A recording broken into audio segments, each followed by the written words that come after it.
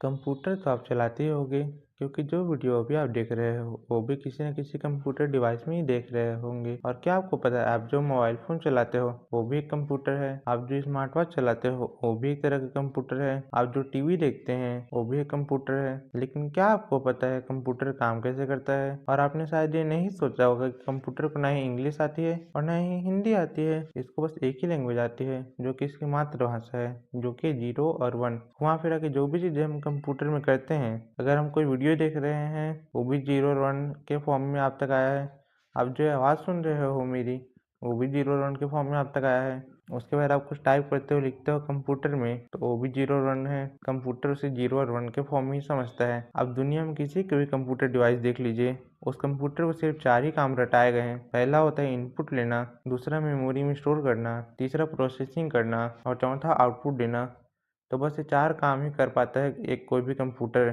तो बात ये आती है, ऐसा कोई कंप्यूटर या ऐसी डिवाइस जो इलेक्ट्रिसिटी से चलती है, उसको पावर ऑफ कर दोगे तो मर जाएगा, उसको पावर वापस दोगे तो वापस चालू हो जाएगा, काम करेगा। तो भैया उसके अंदर है क्या चीज़ें, काम कैसे करती है? बिल्कुल सिंपल एग्जांपल लेते हैं। देखो, जो भी इंफॉर्मेशन ट्रेवल करती है सर्किट के अंदर या वायर के अंदर, तो वो होती है इलेक्ट्रिकल फॉर्म में, मतलब 0 और 1 के फॉर्म में ही कंप्यूटर समझ पाता है। मैं क्या बोल रहा हूँ, आप वीडियो में क्या देख रहे हो, क्या सुन रहे हो, ये सब 0 और 1 के फॉर्म में ही स्टोर हुआ था।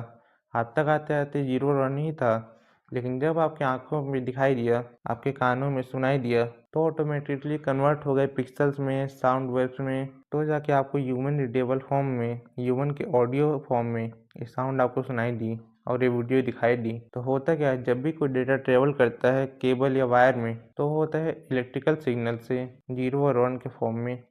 मतलब अगर उसके अंदर इलेक्ट्रिसिटी आ रही है तो उसका मतलब है 1, और अगर इलेक्ट्रिसिटी नहीं आ रही है तो उसका मतलब है 0। तो ये जो भाषा है 0 और 1 वाली, इसको बोलते हैं बाइनरी नंबर, जो कि मातृभाषा है कंप्यूटर्स की। जितने भी इलेक्ट्रॉनिक्स डिवाइस हैं सब सिर्फ 0 और 1 ही जानते हैं। घुमा फिरा के बोले तो जब आप एक माउस से क्लिक करते हैं किसी जगह पे या फिर एक स्क्रीन पे टच करते हो, तो ऑटोमेटिकली ये जो सिग्नल्स हैं, जो कोऑर्डिनेट्स स्क्रीन के उसके पीछे क्या था, मतलब जो है आपको क्या दिखाई दिया, अगर कोई फाइल था या कोई ऐप या मूवी थी, तो उसका एक बाइनरी में एक सिग्नल जनरेट होगा, वो जाएगा कंप्यूटर के मदरबोर्ड के पास।